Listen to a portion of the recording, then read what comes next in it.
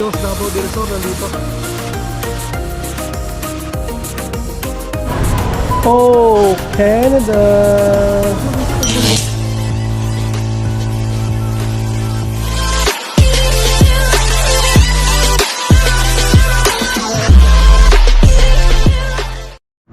Good morning guys, to this Friday, last day. And bukas siyempre weekends, pahinga tayo. Ang tinatamad tayo pumasok ngayon. Sarap pa matulog sana. Pag bangon mo ba, may pabangon mo, sarap pa humiga. Pero syempre kailangan pa rin natin pumasok kasi mahirap mawalan ng trabaho. At syempre mahirap din mawala na isang araw, sayang din yun guys. Minsan pag tinatamad tayo, isipin na lang natin na siyempre kailangan natin kumita.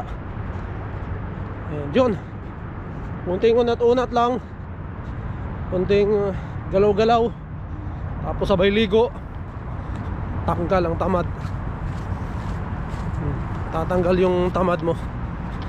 Ayun, pasok na naman. Kailangan talaga natin yan guys. So ayun nga, yung landlord para namin kanina pumunta sa bahay kasi nga yung stove namin guys nasira eh. Yung malaking stove sa kusina eh, hindi na uminit eh. Ano yun guys eh, yung electric ayaw na. So binigyan na lang niya kami ng yung portable, yung maliit, yung bibili sa Walmart. Chinek niya kanina kung kaya niyang paandarin, kaya lang wala talaga. So kailangan ng technician para tingnan doon ano yung sira. Kasi bigla na lang hindi umandar eh. Ang ginagalaw lang naman namin on off lang naman kami doon. Wala naman kami ibang ginalaw. Ayan. And also may konting sira din doon sa may toilet, sa may CR. So syempre ayusin din niya yun. Nais ko lang congratulate ang aking sister-in-law kasi na-approve na siya. Yung visa niya na-approve na, yung para sa US, yun sa spousal visa. Yun, napakasaya. At bago sila pumunta ng US, dadaan muna sila dito para magkita-kita kami. Ito, mag-bonding, diba? Yun, tsaka isa yan, sila yung tumulong sa amin para makapunta dito. Pati yung husband niya. Shout out Jane McCartney and Matt McCartney. Sila talaga yung nag-sponsor sa amin para makapunta dito sa Canada. Kaya laking pasalamat namin kay Jane and Matt. And syempre kita-kits dito sa Canada. Diba? Ano pala siya guys, spousal visa. So na-approve na sa tinagal-tagal na panahon. Na-approve din siya. Siguro may mga backlog lang siguro yun, kaya medyo natagalan. Or hindi ko alam ang dahilan. Inaabot din siya ng 3 ba yun o 4 na taon kung hindi ako nagkakamali. Masa taon guys naabot niya bago nakuha approval.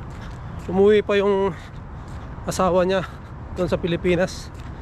Nung pag-interview nandun sila ngayon. So na-approve. Kaya ang pagbalik, sabay na sila dito pabalik. Dadaan muna sila diyan sa amin para syempre summer kapag bonding kami bago sila pumunta ng US. So good luck Jane and Matt, and congratulations sa inyo. Yun, sa wakas nakuha nyo na rin yung approval. Enjoy dyan sa Pilipinas. And see you sa Canada. Oh, nag-ano na pala tayo guys, no? Jacket na tayo ng ano, medyo makapal-kapal. Kasi malamig eh. Malamig ang hangin guys. Oo. Nagsuot na tayo ng ano, pangmalakasan natin. Binigay ng pinsan ko to eh. Ano na to. Pero syempre sa winter hindi to kaya pa rin. Mga pang ganito lang to. Kailangan pa rin natin ng winter jacket. So binigay ito ng pinsan ko. Shoutout Percy Tapanan Villarico. Percy Villarico Tapanan pala. So uwi pala sila ngayon week sa Pilipinas. Kasama yung pamilya niya. Silang lahat uwi sila. Kasi birthday ng tatay niya. Gusto nila makasama. So yun. Ingat sa inyo te. And Kuya Ben.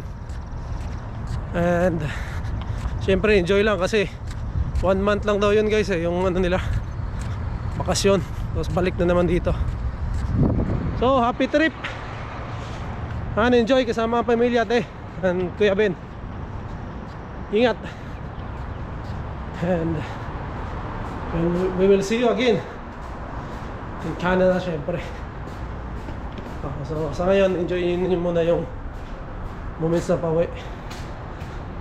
So tayo naman guys, matagal pa, bibilang pa tayo ng taon bago makauwi. Syempre kailangan muna natin mag-PR bago natin isipin yung uwi-uwi.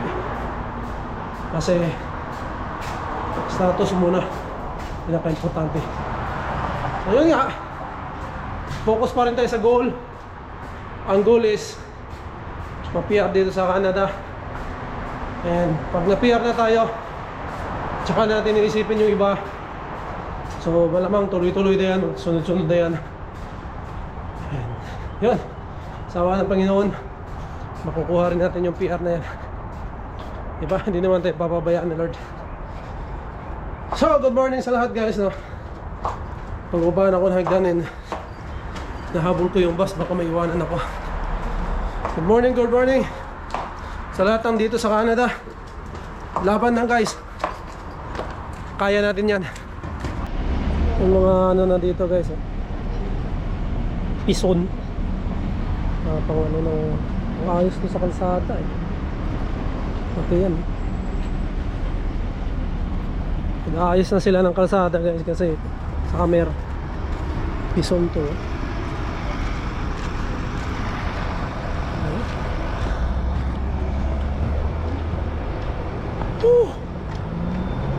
Thanks God it's Friday guys.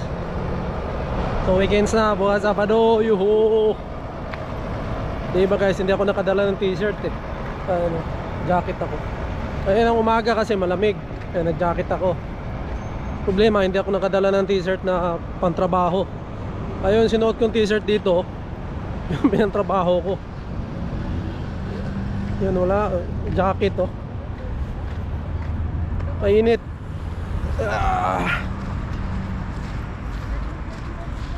Ilang kita kami ng asawa ko dito sa Walmart. So di ba, weekends, enjoy natin tong weekends guys. So, bukas pupunta tayo kina Kuya Ali. Sabado na eh. So kailangan natin pumunta doon. And sabi ni Kuya Ali na mag-ihaw-ihaw daw. Pero tignan natin dito guys kung ano may mabibili tayo na dadalhin natin bukas sa kanila. Gusto ko sanang dumaan doon sa may Golden Market doon malapit sa trabaho ko. Meron doon eh Chinese ano supermarket. Meron daw yung mga ano doon, isaw-isaw sabi ng kasama ko. Kaya lang magkikita kasi kami dito sa ano Walmart. So kung bibit-bitin ko guys, baka masira. Kasi baka kakain din kami dito. Lamang magyayaya yung anak ko kumain. So baka masira eh. So hindi na lang ako dumaan, dumiretso na lang ako dito. So dito na lang tayo titingin guys kung anong pwede nating mabili, lutuin natin para makadala tayo bukas kina Kuya Ali. Kasi siyempre dapat na may bit-bit din tayo at paano.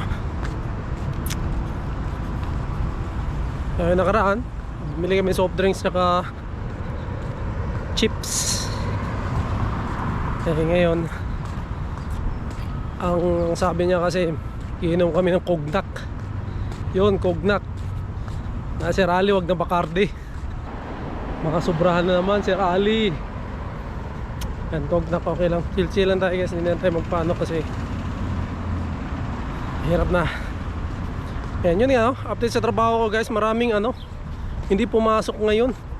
Yung nagtuturo sa akin Webes tsaka Biyernes, di siya pumasok. Tapos syempre bukas Sabado Linggo 4 na araw yung pahinga niya. Pero syempre walang bayad yun. So tapos yun nga, ikwento ko naman sa inyo yung isa namin kasama 30 years na sa kumpanya, nag-retire na. So yun, yung machine niya bakante. Pero yung machine na kasi hindi ba pwedeng mag-operate doon yung baguhan kasi medyo mahirap yun eh. Yung niya. So, pwede siguro kung tuturuan nila ay magtuturo. Nandun naman sila lahat, pati yung yung Pilipino pala na parang team leader namin doon sa trabaho. Shoutout kay Kuya Reggie. Siya yung kikisuyo ako kanina kasi yun nga yung nag-forklift din sa amin. Yung nag-drive talaga ng forklift, hindi rin pumasok. So walang nagbubuhat kaya yun, nakikisuyo ako sa kasi siya eh, nagpo-forklift din siya. Marami doon sa kasama namin guys na nagpo-forklift din. Syempre yung sa kanila lang yung inaano nila. Tapos Kuya Reggie, mabait, Pilipino. Siya yung parang team leader namin doon. Matagal na rin sa kumpanya guys. Taga Mississauga daw siya nakatira.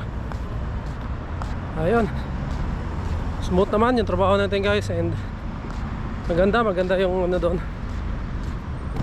samahan namin sa trabaho. And yun nga, medyo papabayaan ka lang sa trabaho mo. Ikaw yung magdi-decide ng pero syempre hindi ka pwedeng pang relax.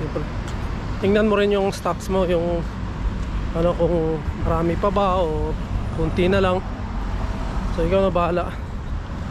Saka importante mapunan mo yung mga stocks doon na hindi ka maubusan. Siyempre kumukuha sila yung taga-ibang warehouse, yung sa main nakuha. Tulad sa akin, nag-stock ako na nag-stock. Tinitignan ko muna yung stock ko doon, kung alin yung wala, yun yung ginagawa ko. So yun lang guys, dito na sa Walmart. Tayo natin dito sila Mrs. saka 7. Yun, baka nandito na nga eh. Mamaya na guys. Hello! What? Outfit check! Short check! Ty, why are you wearing jacket and pants? It's summer today!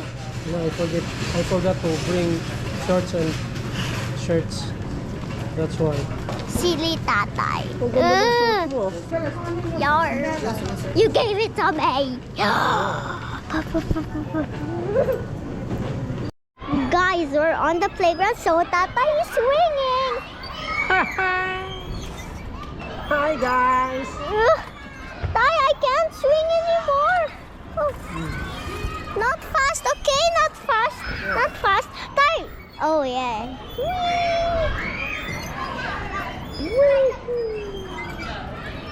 Guys, I'm shaking right now, see? Tita Yanti, maybe you're jealous again? Oh, Tay, push me again. Again.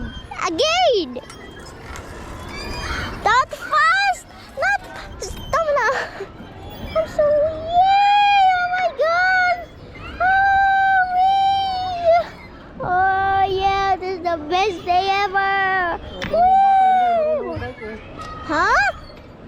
nag-bike oh. Ah. Ano mo, nag-ano siya, nakatukod yung paa niya oh. Oh, marunong na siya, wala namang gulong ah. Yeah. Yeah.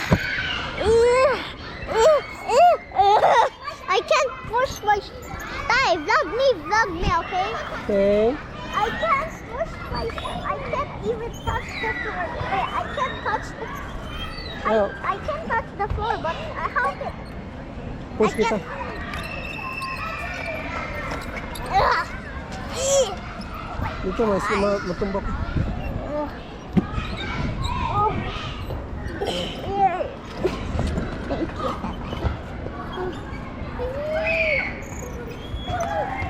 Tay, tama na. Or else I will go around like upside down. Hindi naman yun.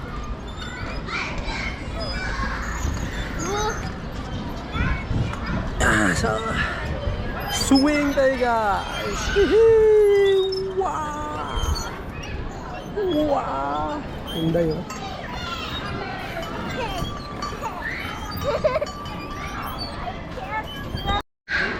9? 9? 8. Yeah. Come here. 8? 7. 7? What's next? Wait. What? Not 106. 6. 5. 6? 5? 5. Okay. 4? 4? 3. 3? 2. 2? 1. 1? Yay! Good job. Woohoo! Now slide on the slide. Eh, ikaw lang. Go on the stairs. Okay.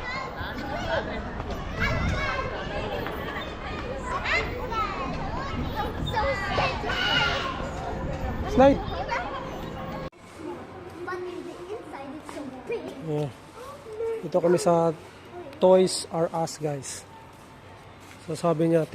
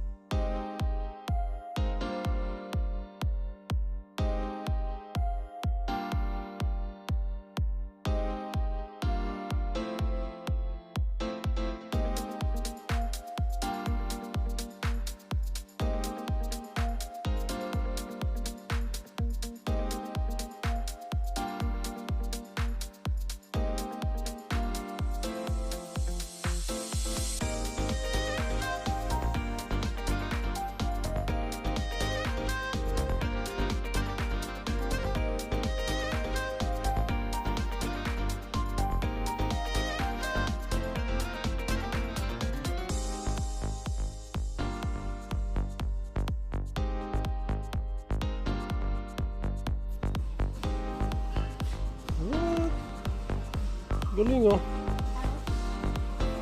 No, I no, I don't know how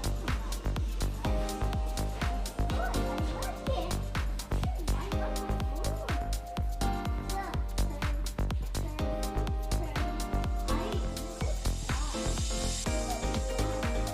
Yeah. Oh, galing oh. Yun, nakakita ng ano guys, dollhouse oh.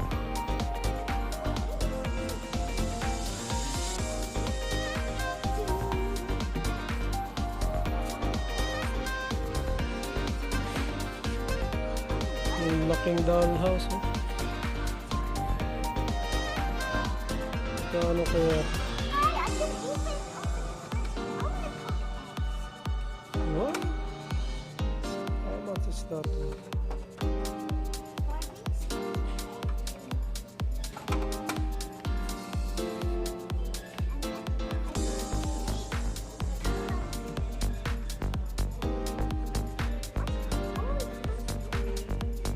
Kano kaya?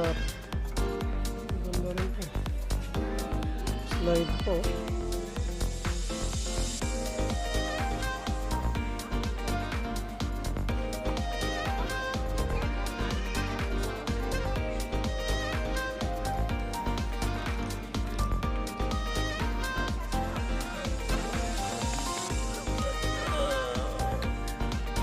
I'll go first in here. Laki guys. Yan na guys. Bye. I'll get back here tomorrow, guys. Yeah. I like it. Like it? Yeah. Okay. Oh. Go. Yeah. Guys, if you want to see part 2 when I wake up in the morning and it's after tatay in the work, we're gonna go to and then if you want to see part 2, stay tuned. Bye.